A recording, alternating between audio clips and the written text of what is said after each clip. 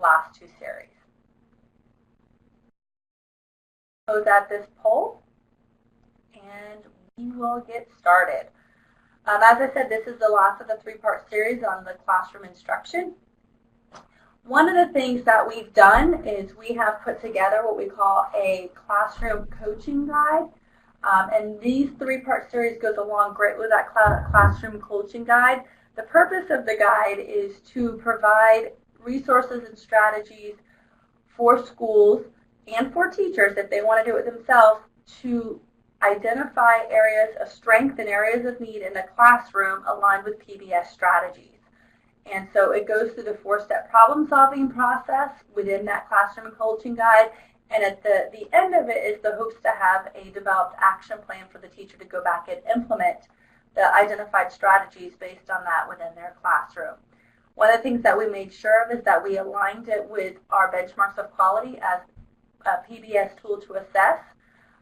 One of the things, so that might be something that impacts a school-wide PBIS team, but we also made sure that we aligned it with Danielson and Marzano, as those are the two main resources that most districts are using for their new teacher evaluation. Now I'm going to point out at the bottom it says available soon on the PBIS website. We've had a group that's been working on it for 18 months, something like that, and it says available soon on the PBIS website. About an hour ago we actually got notification that it is actually available now on the website. So I'm going to show you guys as the first kind of group at the PowerPoint presentation for a second, and we're going to actually show you the website. I've got it pulled up.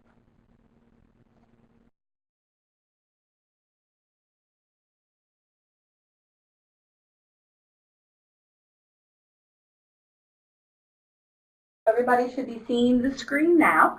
This is the homepage of the PBIS website. If you go under resources, we've always had this tab called Classroom, and this is the new place we're having the classroom consultation guide. Now there's one glitch that we have noticed just with our website in general, and it's not doing it here. If for some reason your screen looks a little bit different when you go on it, there's one of two things. You've been on the page before, so it needs to either be refreshed or close the web browser out and reopen it again, and this new page should be loaded. What this page does is it shows a definition of what the MTSS Classroom Coaching Guide is, explains how it's organized, it tells you how you can get it, and then there's some case studies. Those 3 case studies are still a work in progress, but we wanted to have the other main resources posted, even though those are not done yet. Where you have this click here, you click on it, it will take you to another page, and on this page is the actual guide. There's a table of contents followed by acknowledgments, and then all the information is broken down into 6 different folders. And within each folder, what you will see is a file A. At the beginning of each folder, where you see file A, it's taking all the files and condensed it into one PDF. So that way, if you wanted to download and print it, you could.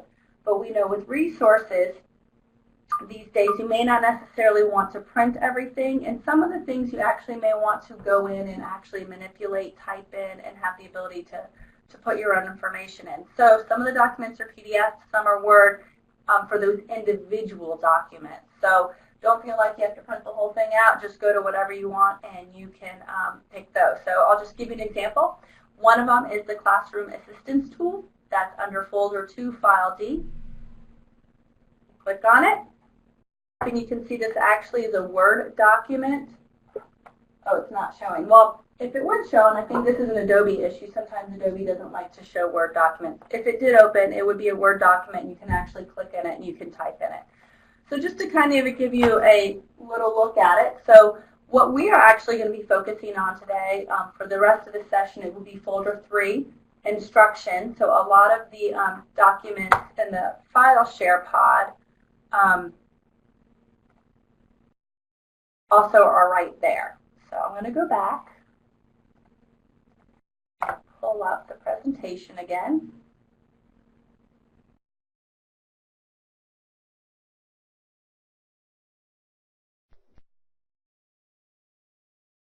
there you go. So I just wanted to give you a little sneak peek at what the actual classroom consultation guide looks like and where it is on the website. So it's accessible now. Anybody can use it. So that's the great thing about it.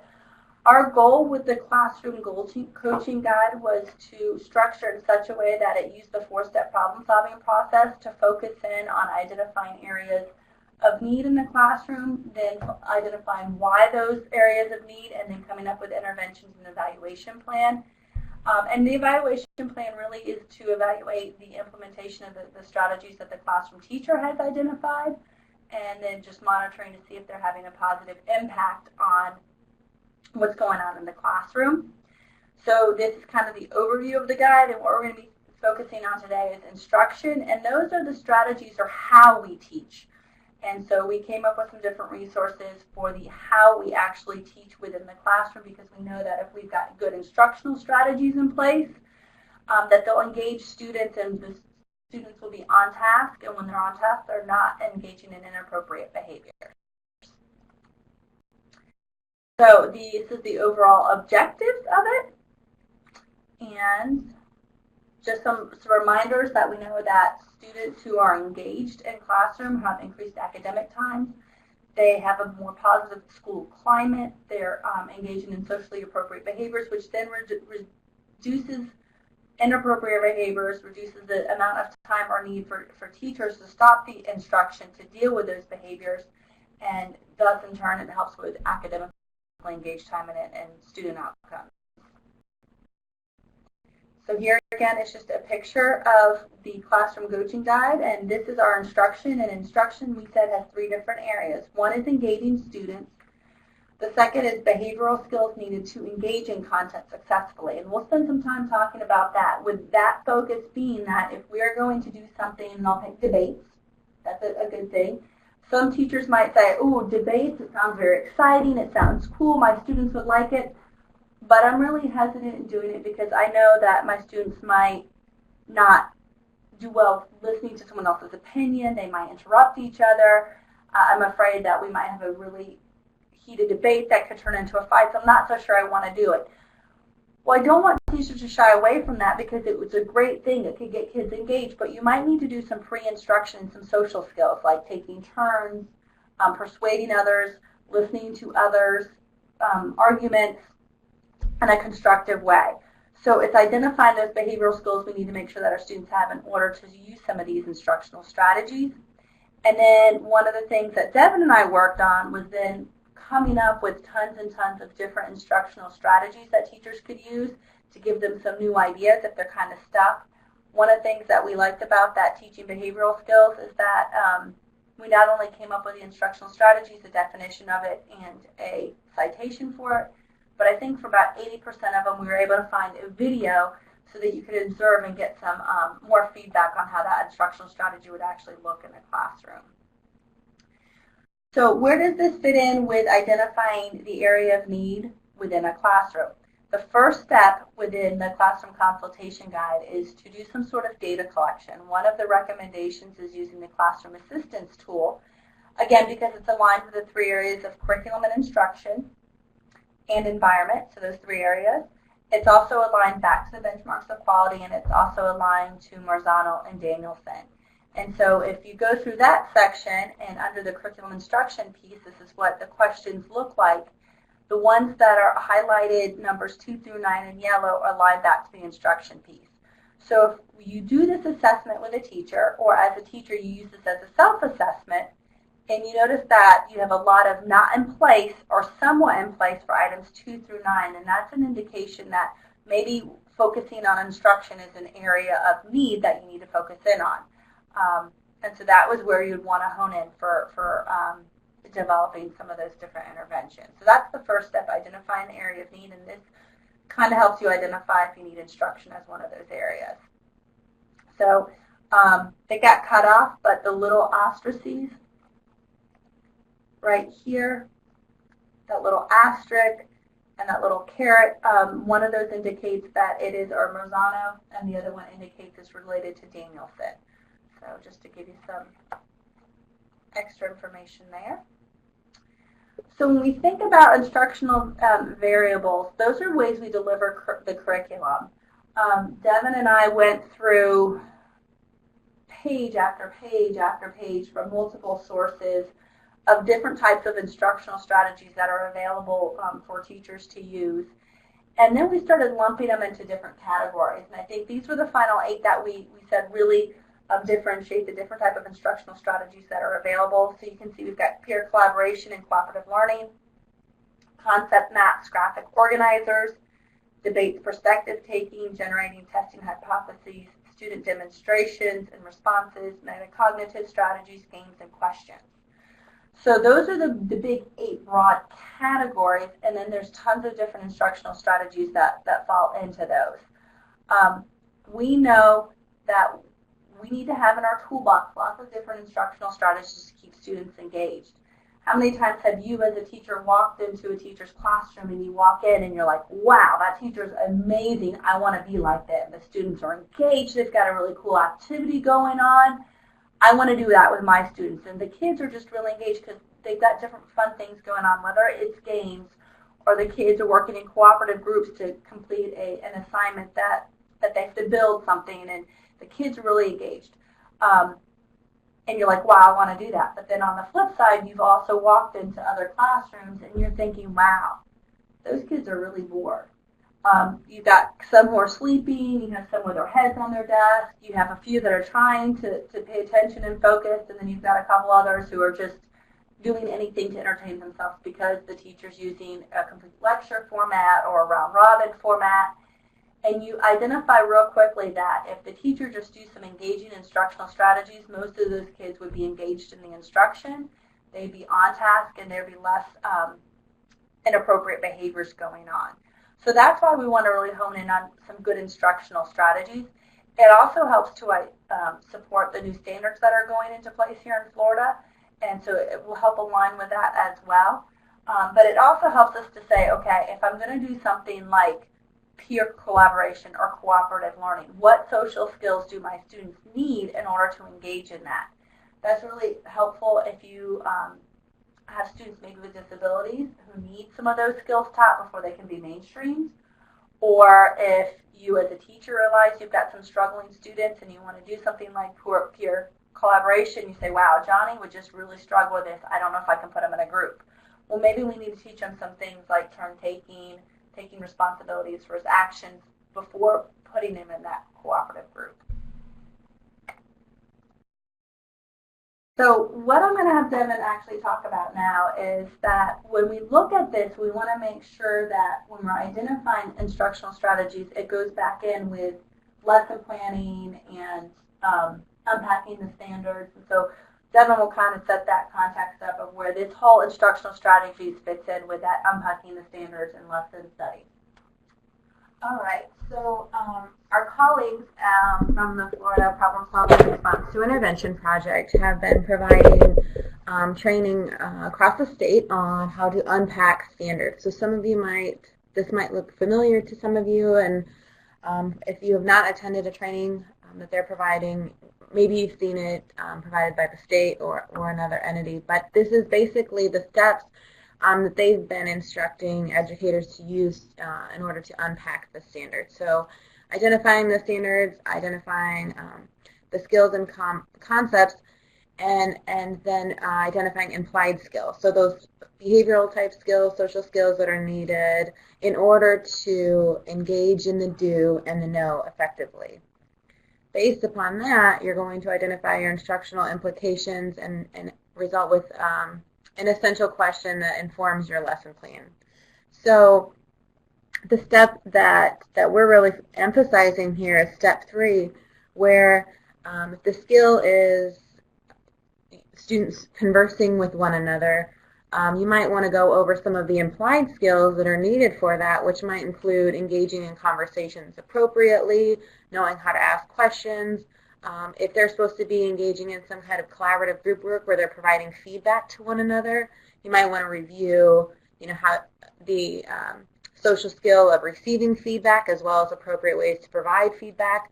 So those are the kinds of things that you want to really focus on in the implied skills. What are those social interaction, interpersonal skills that are needed in order for students to be able to do the do effectively.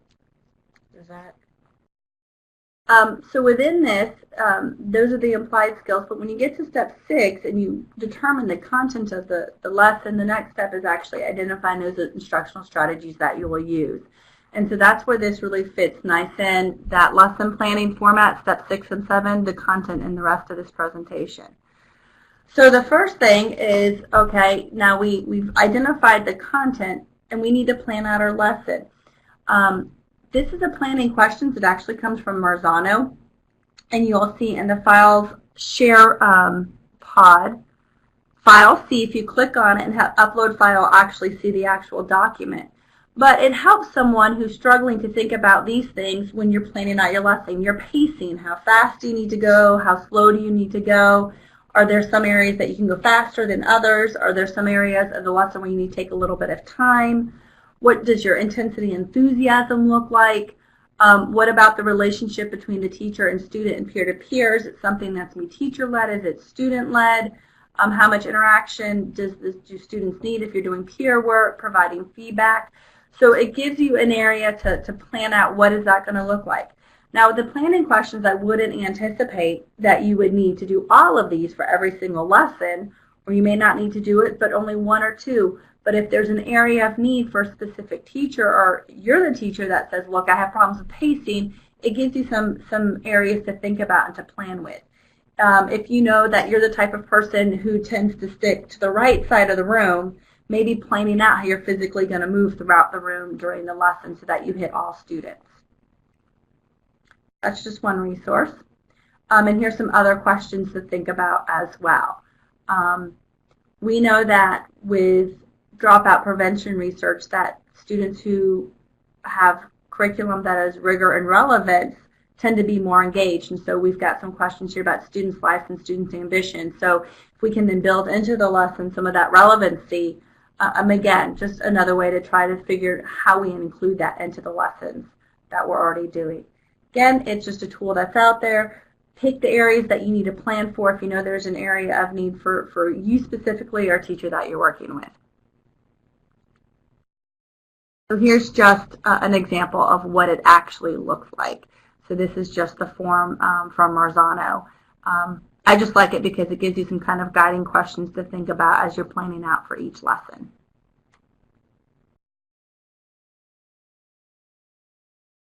So the next, if we look at our instructional strategies, we've determined the content, we've kind of planned out what we're going to do for the lesson.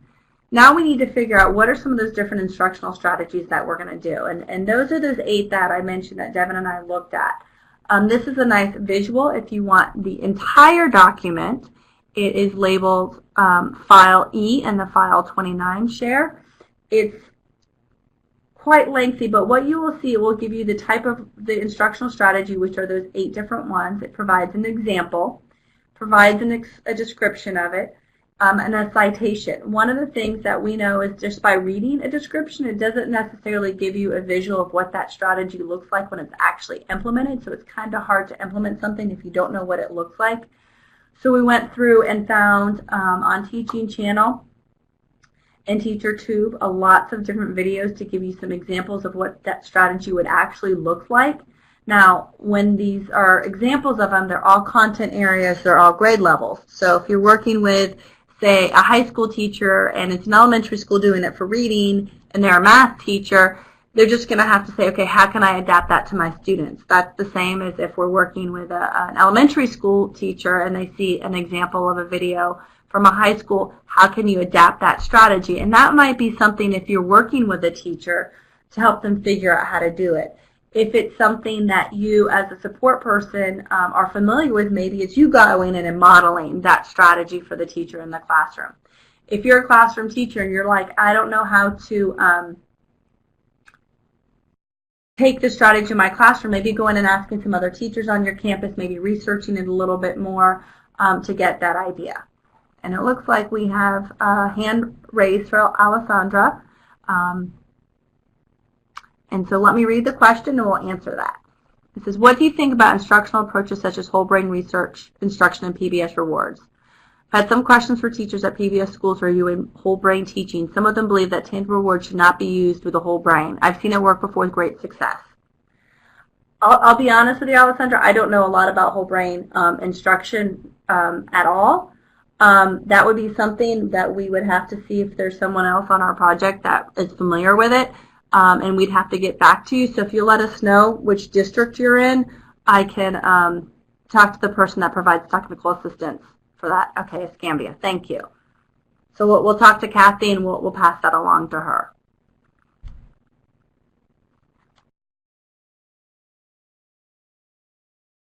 Okay, so once we know which instructional strategies we're going to use, this is where then we need to determine if there are specific implied skills, as Devin mentioned, which are a lot of times those behavioral social skills that students need. So what we did is we then took those 8 instructional strategies, so the peer collaboration, the concept maps, graphic organizers, debates, perspective taking, generalizing, testing hypothesis, so all of those 8. Then we looked at social skills that students would need to engage in those different 8 instructional strategies. Now there's tons of lists everywhere about social skills. What we did was we looked at skill streaming by Goldstein, just because that's probably the most exhaustive list that's out there, and it's a list that encompasses both elementary students and secondary students. So again, the compiled list is in the file pod, where it says D, File D, Social Skills Grid. So if I'm a classroom teacher and I'm going to do something like games, before I need to do it, I want to think about, do all my students have these social skills? Do they have the ability to listen to one another? Do they have the ability to ask for help? Do they follow instructions well? Do they deal with anger? So if they lose a game, can they deal with that easily? Do they know how to deal with someone else's anger? Do they know how to respond to a complaint? So then if I say, wow, I do have a group of students who don't know how to deal with their anger, like so if they lose the game, they're going to be very upset. So what I need to do is spend some time teaching that social skill prior to using that instructional strategy of games. And then when we do use that game, again, remind them about the social skills that I've taught them about dealing with their anger and then tying it back in. And so hopefully by doing some of that preventative teaching, you won't have some of those reactive problems to deal with. Alessandra, thanks for the feedback on the chart. Okay, so what we did, and this will give you a little bit of a taste of the case examples, is that we went through the 4-step problem-solving process with 3 what we call case examples. Those have been developed, they're just not available right now. We're working in a format called Articulate, and it's a very interactive process, and it's taking a little bit longer to put that together, but we wanted to have the classroom guide out there. What the 3 case examples will let you do is let you go through, practice using the guide, see how you can use the guide, see how it fits into the problem-solving process. It's really helpful if you're an individual teacher wanting to go through the process to get a model of what it should look like. But it's also meant for those of you who are district staff, and I know there's several of you here today that are district staff that might be collaborating with teachers to see how you can actually go through the 4-step problem-solving process. So we developed 3 case examples. There's one for elementary school, there's one for middle school, and there's one for high school. We also did one where there's one case example where there's a teacher that is in need of supports around curriculum. There's one case example where the teacher needs supports for instruction, and then there's a 3rd example where the teacher has a need for supports for environment. And so what we did is we set it up. There's data for each individual teacher focusing around their area of need.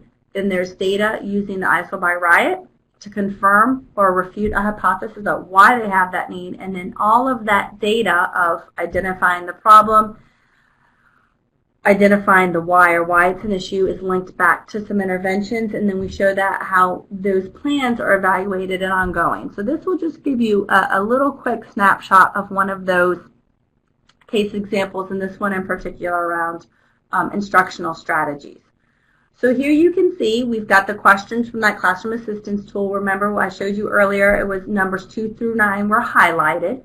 And if we look at this specific teacher, out of those 7 items, they have 5 in place, 2 in place, and they have 5 that are not in place or somewhat in place, indicating that this is probably an area of need for this teacher. So this teacher does a great job with checking for content and understanding and giving specific academic praise. However, the assignments that are provided are probably not relevant and meaningful. There's not a variety of teaching or instructional strategies used. There's not good pacing or timing for students, and students are not provided choices for assignments. So that was completed. Someone went in and did an additional observation for this particular teacher and found that it was a high school class, 9th grade English literature class. There are a high percent of students who received a level 1 or 2 on FCAT. It's a good mixture of students. There's students with disabilities, there's students with ELL issues, but one of the things that was noticed during this, it was a 55-minute period, and out of the 55 minutes, the teacher used 3 types of what we would call instructional strategies. One is lecture, the other was round-robin reading, and the other was a worksheet. The students could indicate they knew the expectations, they knew the rules, they knew the procedures. The teacher did a really nice job of referring back to those classroom rules during the time period. The teacher does review those rules every 9 weeks in that mid-progress reports. We noticed that when the teacher was doing the round-robin reading, anytime one of the characters in the novel displayed one of the expectations, they were referred back to. The teacher does pass out the reinforcement systems. But the classroom disruptions that were observed during that time were talking to the neighbor, passing notes, hiding a cell phone, making noises, head on desk, and at the end of the class period, there's only 70% completion of the worksheet, and out of those 70% that were completed, 2 were actually incomplete. So if you were to look at that information right there, I want you guys to kind of chat in the chat box, type up what are some things that stick out to you about this particular classroom and the teacher's instructional strategies. Is there anything that stands out to you?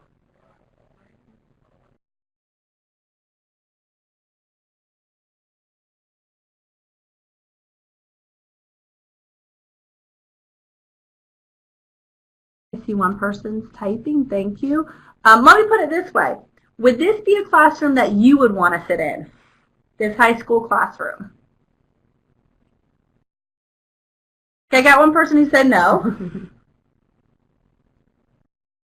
Jason, why wouldn't you want to sit in that classroom?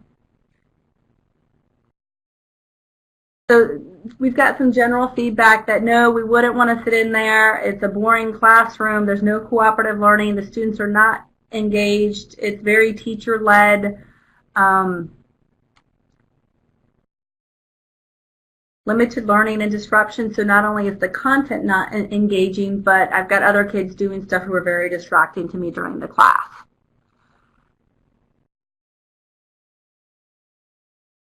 So based on those additional observations, it kind of goes along with what we saw that was rated on the classroom assistance tool, is that there's some limitations with instructional strategies. So it starts to confirm to us that that might be an area of need for this particular teacher.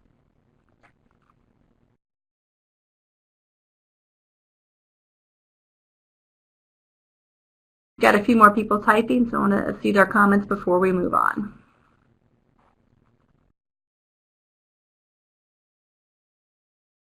Jason said, I think everybody covered his concerns. Thank you. Okay, so based on this, we did our predicted hypothesis. We think it's a very boring classroom that's teacher-led. There's no hands-on learning from students, and there's lots of distractions. So you guys pretty much did a predicted hypothesis. So we took all that, and this is just the hypothesis that we present in the case study, that minor behaviors, because that's what they are, they're not huge major behaviors, but the minor behaviors are occurring during whole group instruction because students are not engaged. They're being disruptive by avoiding listening to lecture or avoiding reading out loud. Some of the students, this is a guess, may not have the ability to complete the worksheet due to the difficulty level of the text of comprehension, and also avoided reading aloud. So just our predicted hypothesis. Now, because this is a predicted hypothesis, we want to determine, is this in fact what's going on? So we probably need to collect some additional pieces of data to determine if that is in fact why this teacher's having some difficulties in their classroom. And so that leads us to step 2 as to what's going on. So again, the 4-step problem-solving process, which then would take us to, okay, we would either confirm that hypothesis or refute it, and we would do something called ISO by riot, and so we would look at some other sources of data. We might go back and do another observation. We might interview some of the students and ask them what they think about the teacher's class. We may interview the teacher and ask them to think about what they think about the class. Would they want to sit in on the class? Maybe look at some other work samples. Maybe this was just one day where the teacher was doing a lecture round robin. Maybe ask them to see some other lesson plans and see what other different types of instructional strategies that the teacher uses. And then from there, we would work with the teacher to develop some different instructional strategies that they would want to try if indeed we confirm that that is the issue. So this is what we would suggest. We've done the predicted hypothesis based on the data, step 1.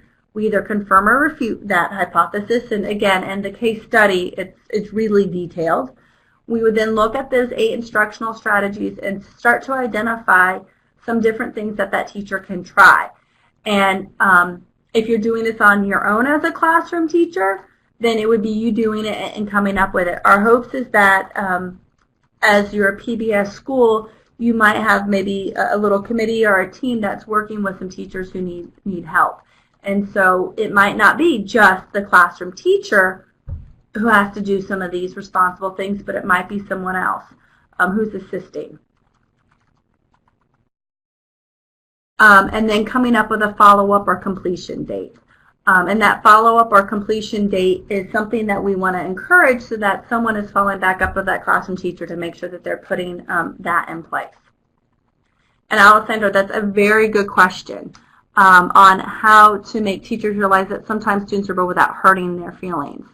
And Devin had a great suggestion. One is not only you observing the classroom teacher, but also having them fill out that information sheet, maybe interviewing them about what they think about their instructional strategies of what's going on. If it's working with an individual teacher who might have some difficulties having someone coming in and assisting them, maybe they get to pick the peer that's helping them. Because sometimes if it's an administrator coming in or someone they see as supervisory, it's different than if they think they're having a peer-to-peer come help them. Maybe if it's a situation where the students are bored, maybe having them get the opportunity to go observe some other teachers' classrooms that are really exciting and engaging, and maybe they'll come to that realization themselves. But sometimes even just looking at the data will let them know. We've got some great suggestions there too. I'm glad to see everybody providing some suggestions for Alessandra. Thanks so much. That's great. So this is that to-do list. So if we're thinking about the brief snippet we gave you for the case study, we know that there's been 24 referrals for minor behavior. The students are not engaged in the classroom activities. The kids are trying to avoid this teacher's instruction. There's not really differentiation used despite the mixture of the classroom. What are some different strategies you think that this classroom teacher should try? Knowing that the content area is reading, it's 9th grade, there's a mixed ability of students, and a lot of them have level 1 and 2 on FCAT. I'm going to go back a slide. Are there any of these that you would recommend for the teacher to try in their classroom? Or something else that you can think of that you know is helpful?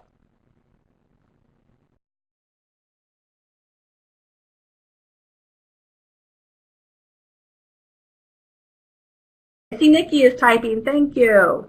We've got Karen and the staff from Florida School for Deaf and Blind.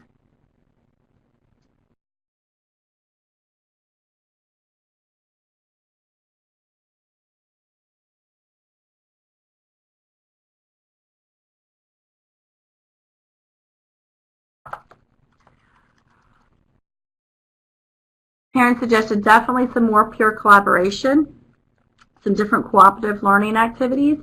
And what's nice about that instructional strategies table that Devin and I shared and came up with, if you look at it, there's multiple strategies. So if you're working with a teacher and they're hesitant to one of those strategies and they say, I don't think I could do that one, then say, okay, that's great, that's fine, let's look at a different one.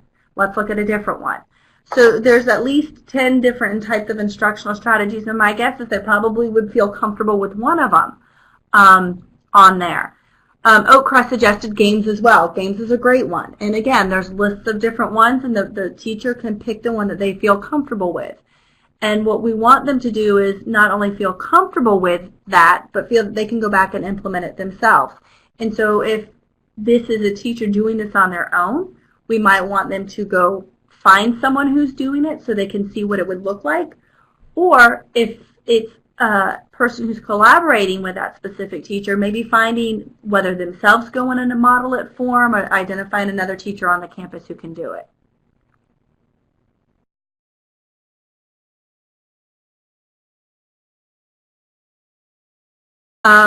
Student demonstration and response might work as well too. And so there's some good ideas about student demonstrations and responses, like role play and actively getting up and doing skits and such like that.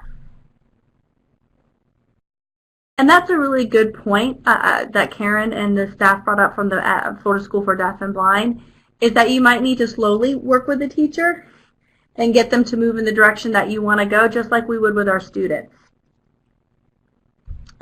So when we have this action plan and we have the to-do list, we want to be really specific on what the teacher's going to do, or if it's another person who's going to take that responsibility. That follow-up or completion date is the date that the person's going to try to implement the strategy by, and also we want to have an evaluation in place of when we're going to follow up with that teacher. So this was just the one from the sample, was that the teacher was going to review the instructional strategies grid in the classroom guide and pick one strategy to try and watch the video. Then step 2 was select 2 strategies to try again. And then prior to trying them, the teacher is going to review the social skills grid to determine if the teacher needs to teach any of those social skills prior to putting the strategy in place. They're also going to talk to Ms. Kinney, one of the administrators, to see about the possibility of this teacher observing a few other teachers for some ideas. And then the teacher was going to sit down with the ESC person and review FCAT data, EL plans, IEPs to really identify areas of strengths, needs, and accommodations for those students in the classroom, because that was something the teacher had not done. So one of the things I want to point out here that's not in here, we do a follow-up in the case studies where we show that within a reasonable time frame. So if we notice here, all these things we completed by 3/1, so maybe by 3/1 or shortly thereafter, the individuals that were working with a specific teacher came back together and asked, how's it working? What have you done? What do you need help with? And it may be that the teacher said by February 23rd, they were going to try 2 different strategies, but at this point they only got 1 in place. Maybe they tried one and it was so successful they saw decreases in inappropriate behaviors and they didn't feel the need to try a second one. Or maybe they tried one and it didn't go over very well, now they're hesitant to try a second one. So it's an ongoing process of meeting back with the teacher, seeing how things are going, getting feedback from them, and continuing to support them, because we know that just as it takes time for our students to change, sometimes as teachers it takes us time to change and adapt to doing new things within our classroom. I will share with you personally that my first year of teaching, when I was a classroom teacher, it was not as easy as it was when you're doing your internships. And so I actually had a guidance counselor who I went to and I said, hey, can you come and observe and give me some tips? And it truly was a collaborative process. I was an open person because I went to her. I was actually willing to try whatever she wanted. And then we followed up like every other week for a couple weeks until things were going smoother. So we really want this to be a collaborative process so that the teacher feels that there's support available to them. So we actually got done with content a little bit early, so this will be an opportunity for us to do a little bit of chatting if you've got questions or things you want to talk about related to the classroom consultation guide. I do want to let you know that this was the last, again, of that 3-part series. The others have been recorded and posted. The next two chats are a little bit of a different focus. The first one is on model schools. That is actually next week, and it's going to be going over the model school application, how to fill it out, any changes to questions, and that information, and that will be next week on Thursday. Again, if you can't participate but are planning on applying for model schools for PBS, my suggestion is you sit in on it or watch it after it's recorded and post online. It'll be some great information. The one following is our monthly online chat, which is in February, and this one is covering using your data. And what's nice about this one, it's actually about drilling into your data. So, you know, we identify we have a broad problem with classroom, let's just say. How do we drill down into really figuring out what is the problem in the classroom? Because knowing it's a classroom doesn't give us a whole lot of information. So Therese will be demonstrating for you how you can drill into your data. What's nice is if you're applying for model schools, one of the questions on there asks you to drill into your data. So it will help support those schools, again, that are applying for model schools. So those are our next two upcoming chats. Want to find out, I'm going to do one last poll, but I want to give you guys the opportunity in the chat box to ask any questions that you may have related to any of the classroom series or any of the classroom resources or the classroom consultation guide.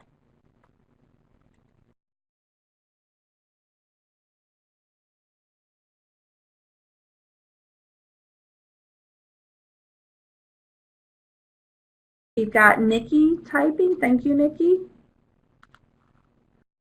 Some difficulties. So what you would do is you're on our home page. There's a resources tab. The resources tab is where I showed you would go to get the classroom.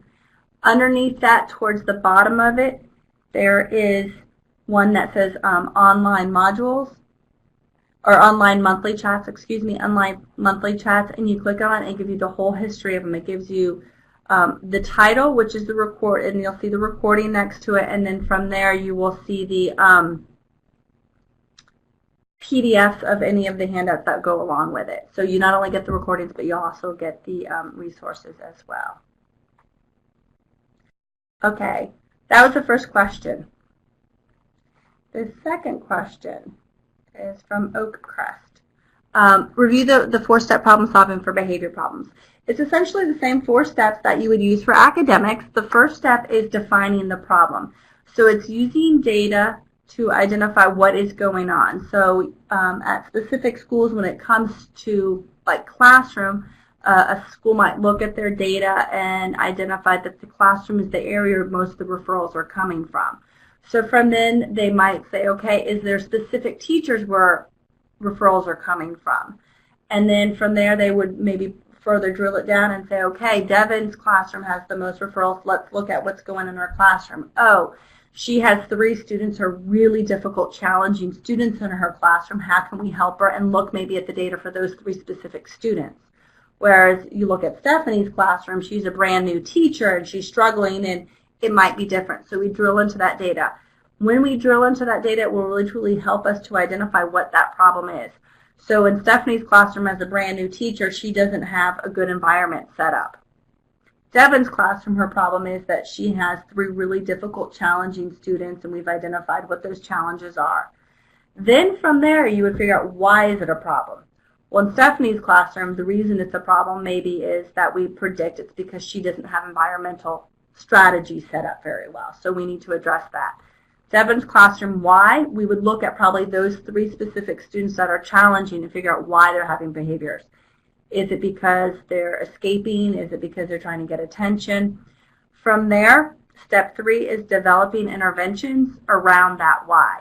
So the interventions for Devin's classroom might be more geared for those 3 students, where in Stephanie's classroom, the interventions would be geared on every student and setting up some environmental pieces like expectations and rules, consequences, reward systems, maybe setting up the structure of my classroom, the setting of my classroom. And then the 4th step is evaluation. And so that's going back and saying, how's it working? And so looking at that same data you did for step 1 to determine if there has been a positive impact in that classroom.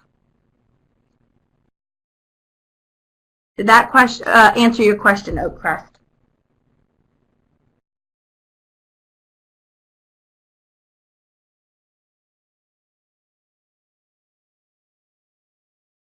Okay, I am going to actually make Devin a host, and she is actually going to be able to show her screen.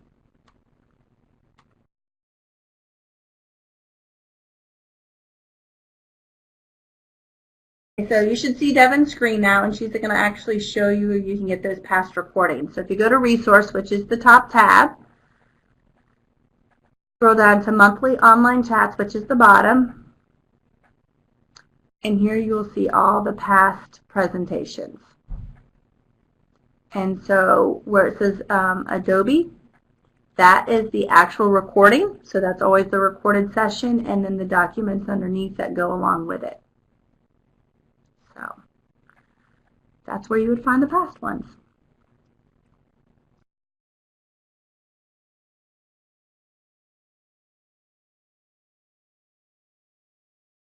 We're getting close to our end time.